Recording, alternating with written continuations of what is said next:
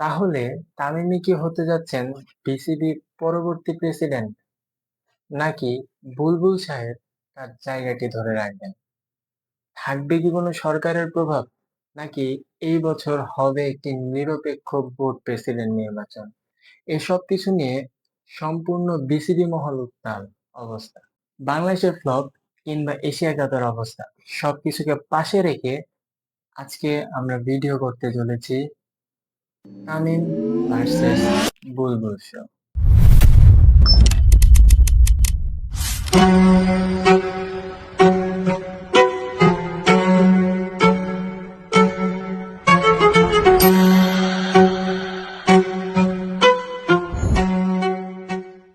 BCB নির্বাচন নিয়ে একদিকে যেমন উত্তাল অবস্থা, অন্যদিকে সবার মাঝে এক প্রকার এক্সাইটমেন্ট কাজ করছে।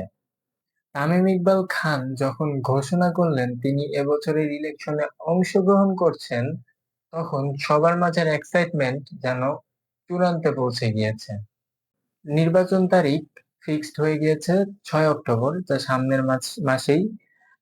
যদি আমি সহজ ভাষায় নির্বাচন প্রণালী বলি, তাহলে 177 জন কাউন্সিলর মিলে 25 জনের একটি বোর্ড গঠন করবে।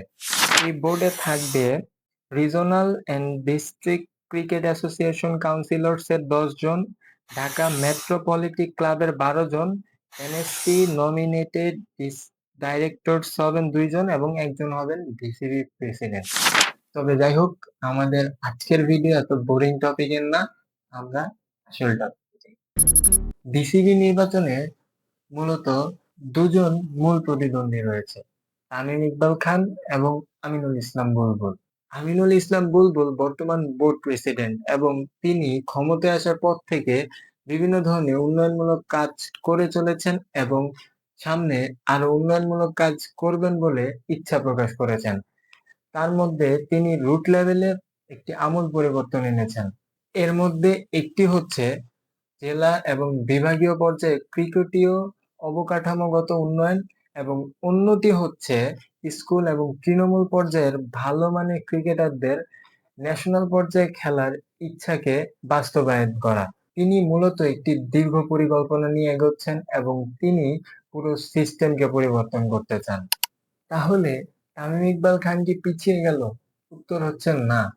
এবং অনেকেরই প্রশ্ন যে তামিম ইকবাল খান কি যোগ্য হবেন তো, যেমনটা আমিনুল ইসলাম বুলবুল বোর্ড প্রেসিডেন্ট হবার পর থেকে কাজ করে যাচ্ছেন। এর উত্তরে এজ এ ক্রিকেট ফ্যান হিসেবে আমার মতে তিনি যোগ্য। এর কারণ হিসেবে প্রথমত তিনি একজন অভিজ্ঞ প্লেয়ার, দ্বিতীয়ত তিনি একজন অভিজ্ঞ ধারাভাষ্যকার। এই জিনিসটা একটু ক্লিয়ারিফাই করি।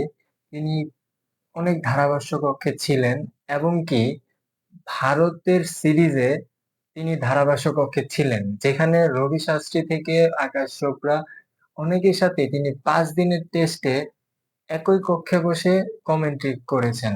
যখন লেজেন্ডের সাথে তিনি কথা বলার সুযোগ পেয়েছেন, অবশ্যই এটি তাকে একটু হলেও অভিজ্ঞতা দিয়েছে, যা ভবিষ্যতে কোনো না কোনো কাজে তাকে সাহায্য করবেই। আর তৃতীয়ত তিনি একজন জনপ্রিয় মানুষ এবং খুবই মিশুক।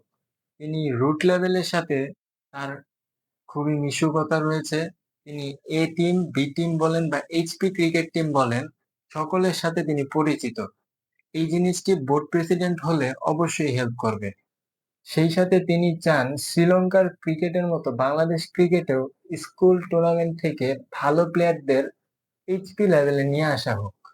যা হোক, দর্শক, আপনাদের মতে কে পরবর্তী বোর্ড প্রেসিডেন্ট হতে যাচ্ছে কমেন্টে আমাদের জানান, এবং নির্বাচন না হওয়া পর্যন্ত আমাদের ভিডিও দেখতে থাকুন এবং সাবস্ক্রাইব করে আমাদের পাশে থাকুন।